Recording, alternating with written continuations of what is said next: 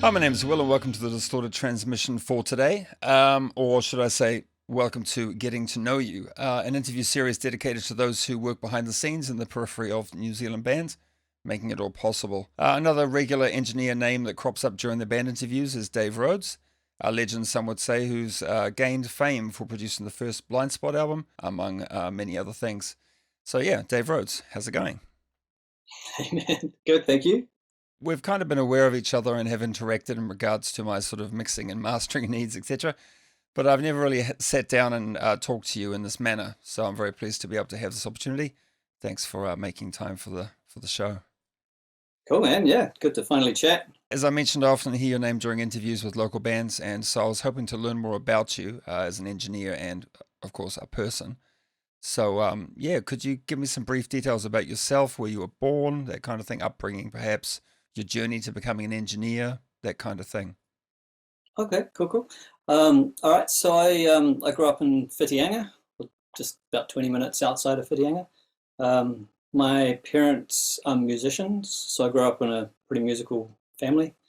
My dad was a pretty well-known musician in the 60s and 70s. Um, so yeah, I kind of grew up with that. I think the very first time I was in the studio was when I was about 10. Dad was playing guitar on somebody else's album. And yeah, I just kind of fell in love with the whole vibe of the studio. Back in those days, it was all spinning tape machines and flashing lights. And obviously, I didn't really know what any of it was, but it just looked cool. Um, and then yeah, as I kind of grew up, I started playing the drums at some point. And then when I was about 15, at that point my parents had started a covers band. Well, they'd actually had it going for quite a while, and their drummer left, so I took over on drums when I was about 15. So for the last sort of 3 years of my high school, my weekend job was going out and playing at weddings and 21sts and all that sort of stuff. So I learned pretty early on how to run a gig, and how to deal with drunk people and all that sort of stuff. You have to figure out at some point. Um, so yeah, when by the time I left school, moved up to Auckland and went to study at SAE. I was well and truly into recording by then, um, and I'd sort of switched into playing original music. Uh, Sort of the covers thing had run its course for me at that point. Um, and yeah, I played with a bunch of different people. Um, First few years I was in Auckland doing all sorts of different things, um, until I ended up working in a little studio after I'd finished studying. Um, I ended up working in a little studio making radio programs, New Zealand On Air funded New Zealand music programs for all the major radio stations. And we were in the same office as Pagan Records, who at the time had bands like Tadpole and ITV and all this Darcy Clay and all this real cool stuff. Um, and I got to know a lot of those guys. And when the bass player from Tadpole, Paul Matthews, was starting up or restarting a band that he'd been in before he was in Tadpole, and they needed a drummer, so I joined that band. And that was a band Stylus, and that was when I started to really perform proper shows and getting out there and touring around the country and proper recordings and albums and videos and all that sort of stuff. Yeah, and that kind of went on for a while. Um, Work-wise, I shifted over to Stebbing Recording Centre and started working in a bigger studio, which was pretty cool. I learned a huge amount from the engineers there. Those guys are amazing. Um, just a huge knowledge. Sure, I learned a lot more from working in that studio than I ever did from going to SAE. Don't let me say that. But yeah, that was an amazing education. Um, and then I think somewhere towards the end of that time, Stylus had wound down. Paul had moved overseas to form Iron Giant at that point. Um, and started another band. It didn't last very long, but it was a lot of fun. It was called 29 Blackbirds, and it was a kind of almost a classic rock band, really piano orientated. Um, I don't know, maybe lasted 2 years or so, and then everyone sort of went their own ways. Then what did I do after that? Oh, and then I formed a new band called Static Era, which was the last real proper band I was in before I stopped playing, up till probably about 5 years ago. Right. That was with Emma, wasn't it? Yeah, with Emma and Chris Young. I remember coming to see you guys. You played at, I think, BackBeat. I mean, you probably played a million places, but I saw you at BackBeat. I bought your CD and I had it in the car, and I think my wife really liked it. I think she liked it more than me, to be honest. So it ended up being in her little sort of CD playlist in the car. Awesome. My brain does kind of weird things by sort of compartmentalizing people into little sort of tagged boxes. I don't know how your brain works, but occasionally that sort of proves problematic, and you're a good example of this. Where I knew one Dave Rhodes as a sound engineer, but I also knew this other Dave Rhodes as a drummer, and they were two different people. And it only dawned on me that when you did a drum cover during lockdown.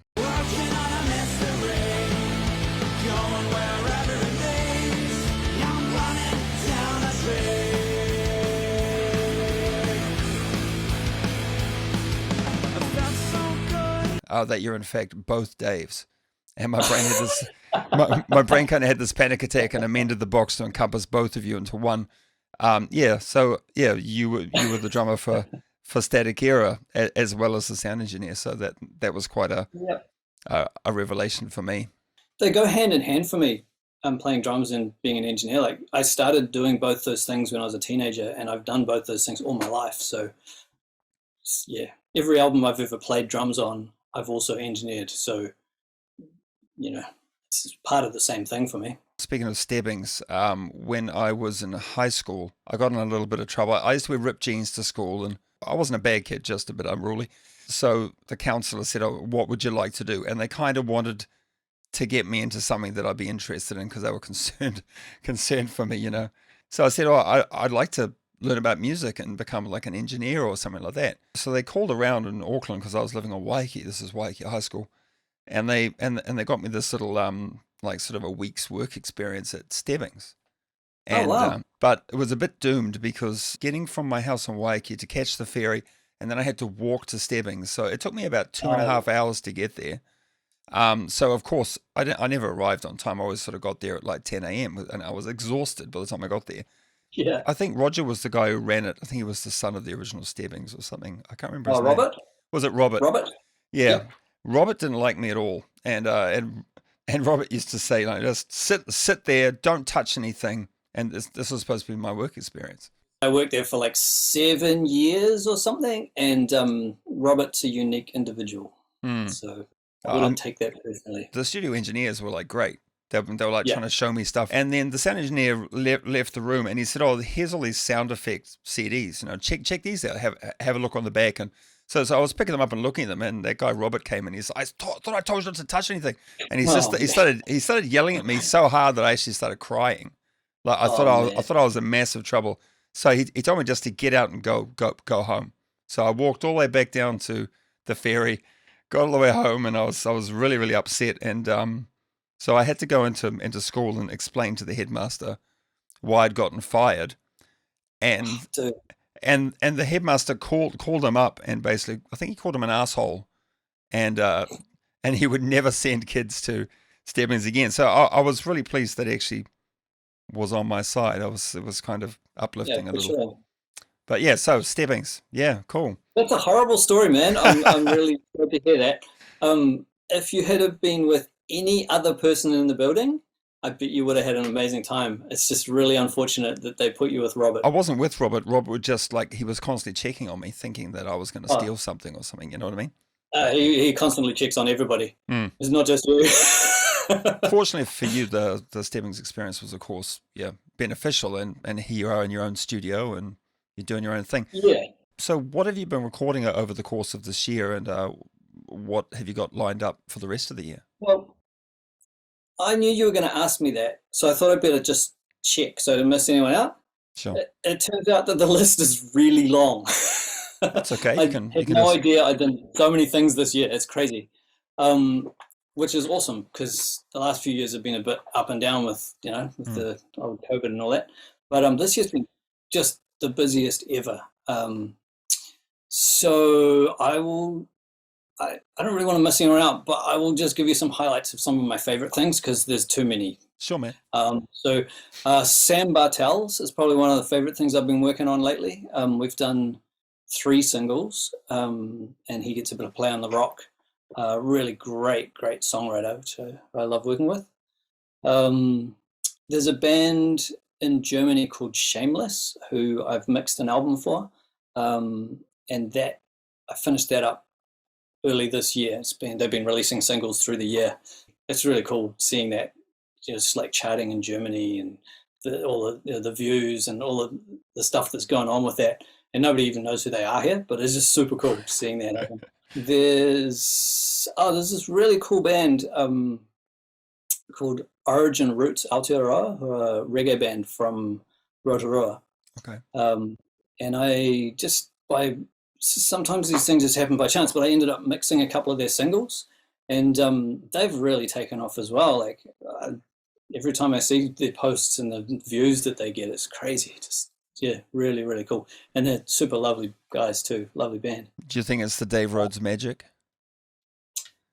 Man, it's such a tough question, because like I honestly think that the most important thing is the songwriting, and because I work on so many different things and different genres and stuff, and the ones that are really good songs, they're the ones that take off. And I could do the same mix to a really great song and an average song, and it's the song that really ultimately takes it where it's going to go. I think. How much of yourself do you put into songs? Like I was talking to Zorian, of course, a little earlier today for his interview. He might suggest like subtle synths here or like a couple of quiet guitar melodies here to like sort of like boost and support the guitar or whatever. Do you also do that same kind of thing? Yeah, absolutely. If I'm involved as the role of producer, then yeah, absolutely, that's my job. And I'm there right from the pre-production before anything gets recorded, and we work through the songs and arrangements and all that sort of stuff. I also work just as a mix engineer, so sometimes people will send me stuff just to mix. Right. At that point, there's probably already a producer who's done that, and the producer will come to me and say, "This is how I want it to sound," and that's cool. That's great. I actually really like working like that as well, so either way is cool with me. And then there's the bands that have, recorded something at home and they just want me to mix it and they don't really know what they want. So it's that in that way, it's just having a conversation, trying to figure that out and then doing your best with it. Okay. But yeah, if I'm involved from the very start, then absolutely, that's the production stuff. All right, cool. Any other bands you want to mention, or shall we move on? Oh man, Thousand Limbs, Bad Jones, Vegas Brown, Headlock Grave, I just did a couple of songs with. It's not out yet. Right. Invasion of Piracy. I did an amazing. So a lot of those bands, some of your listeners may or may not know, most of them are rock bands or metal bands, which tends to be where I'm at. But I did a really cool project with a young female pop artist earlier in the year called Gemma Loudon. Her artist name is Grim.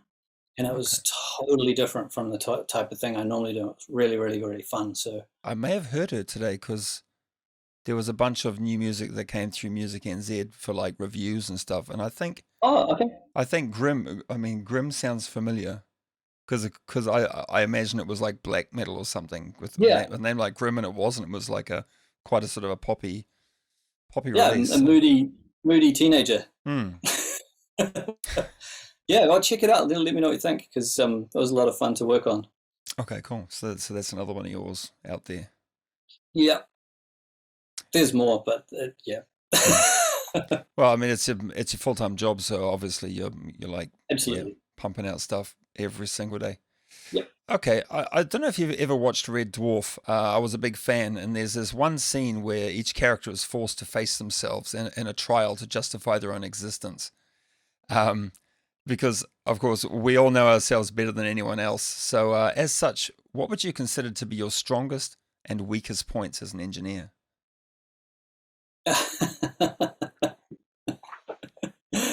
Oh, boy.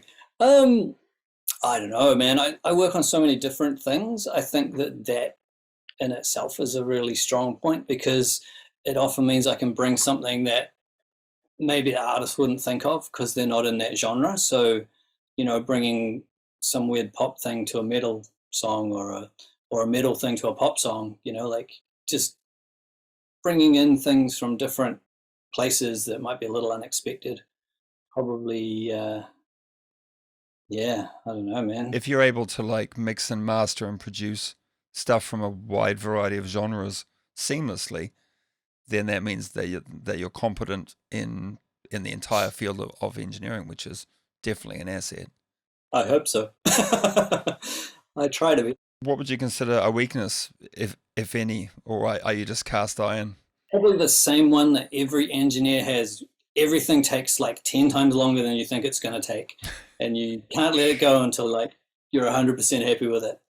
Even if that means 5 more days of mixing. That's like when people go for job interviews, and they say, "Oh, what's your weakness?" And they're like, "Oh, Yeah. I work too hard." That's the same kind of excuse. Yeah, that's the one. That's the one. All right, fair enough. I did mention that I spoke to Zoran a little bit earlier today. I asked him about his recommendations for plugins and VSTs for sort of the home enthusiast. So I was going to ask you the same thing. Are there any plugins you've come across that people might be interested in sort of trying out for their bedroom sort of demos and that kind of thing? Like I say, I often work on mixes for people that are doing stuff at home, and they're usually just working with whatever came free with their workstation, Right. Which is totally cool. And most workstations come with so much cool free stuff now that's actually really acceptable. Sure. But there are some other like third-party free plugins that I think are really, really great. And if you're just starting out and you don't have any money, then some free stuff is always good. So there's a really great dynamic EQ called TDR Nova, which I often recommend to people. A lot of people are programming drums for things. So there's the free version of Steven Slate drums, which is excellent. Really, like for free, it's incredible, unbelievable. There's also a free version just recently of Steven Slate Trigger, which is for sample replacement of acoustic drums. It's just got like a couple of samples in it, so not a lot of variety, but it's also got this incredible gate, and I highly recommend checking out that gate because it's free and it's the best drum gate you'll ever find, honestly. Okay.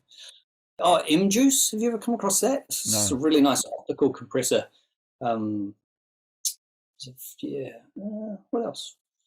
Most of the stuff that comes with the workstations these days is pretty epic. But yeah, I mean, the stuff that I use, like obviously I don't just use the free stuff.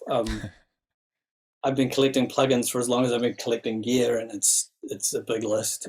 But it's all the usual suspects, the UADs and the slates and waves and all that stuff. Which interface do you use?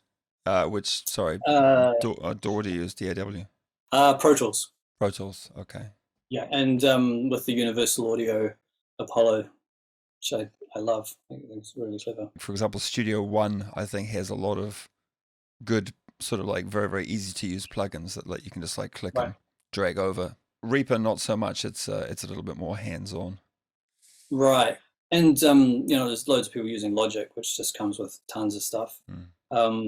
I've just recently, over the last 2 terms, I've been teaching a music production course at the local school. Right. It was a fun thing. Was funded by it's a program called Creatives in Schools, and it's funded by the Ministry of Education and Ministry for Culture and Heritage. I have to get that bit right. It's a mouthful. But basically, I'm in there with these kids, and they've got a little recording studio there, but it's pretty basic.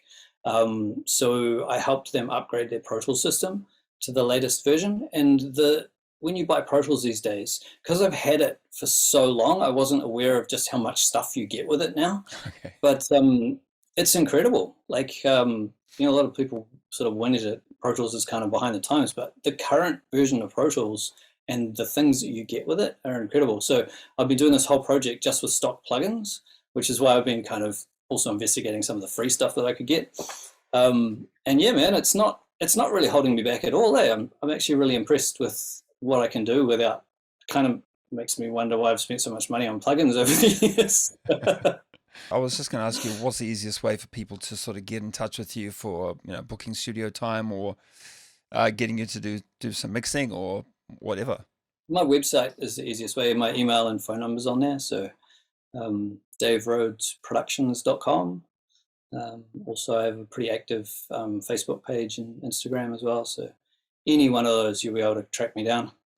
Awesome. And yeah, I'm more than happy to just chat about projects as well. So if there's someone out there and they're just starting and they just want some advice on like the order to do things, where to start and all that sort of stuff, then really happy to help out. Because if I end up perhaps maybe mixing it at the end, it's nice to know they've at least gone through the pre-production and recording things properly and doing things in the right order and not trying to put the drum kit on last and all that kind of weird stuff that sometimes happens. This band Terra said, we're going to release an album very shortly that you did the mastering for. Cool. We were very impressed with what you did with them. Like, we sort of sent you them, and then before any time had passed, really, it was like, bam, there you go. And you'd done the vinyl masters, you'd done the streaming masters, and you'd done the CD masters in record time, and the price was very reasonable for like all of that work. We're really impressed. So I would definitely recommend Dave to take care of that sort of stuff for you. Well, thank you very much. It's very kind of you. I having set up the studio, which I don't think I've said on this yet, but is actually in Whitianga. So I moved back here a few years ago and set this up. So my overheads are very low. So for jobs where people are just sending me stuff and I'm just sending it back, like you said, I do work at this full time. So as long as I can schedule it in, there's usually a pretty quick turnaround. And yeah, I can keep the costs down because I'm not living in Auckland and paying Auckland rents and all that stuff. And it's still the same quality of, someone that's using the same gear, but in a building that costs 10 times as much to rent. For sure. Well, I guess before we go, would you give me a little quick tour of your studio? And yeah, man. Well, so what's behind me? Hang on. What is behind me is the main. It's where I spend every day sitting in front of the computer. Mic pre's and interface over that side. Control surface for controlling Pro Tools in the middle, and then some nice upward compressors. So most of this is based around my workflow that I've developed over the years, which is get really good sounds into the computer, and then once it's in the computer, it stays in there. right. So the very rare exception to that rule would be if I decide to reamp some guitars, perhaps. But yeah, once it's in the computer, I mix it in there. So all of this gear is things I use to get stuff into the computer. This is why there's no mixing desk, no analog mixing desk. Right. What about recording instruments? Have you got like a booth for that kind of thing? And I do. I can't exactly show you, but it's right there. so as far as like tracking drums and everything, you have full capabilities to like record everything, right? Absolutely. Yeah. So it's not a huge space. I wouldn't probably try and record a live band in there. But there's enough room for a drum kit and a little bit of space to get some room mics up. It doesn't sound like room mics don't sound like they're in a huge room by any means, but yeah, I've tracked drums here quite a bit and they sound really good. For most sort of like rock and metal stuff, you tend to close mic everything anyway to a certain extent. So the room mics are more for sort of indie rock and things like that with the big atmospheric. I mean, a lot of rock stuff has a big room sound. It depends on the era, but I like it. Maybe it's all my 2000s rock that I listen to. Cool. All right. Well, yeah, thanks very much for chatting with me today, and all the best for the rest of the year. And I look forward to doing more business with you in the future. Fingers crossed. Yeah, man. Maybe we can record the next album together. Yeah, that'd be fun.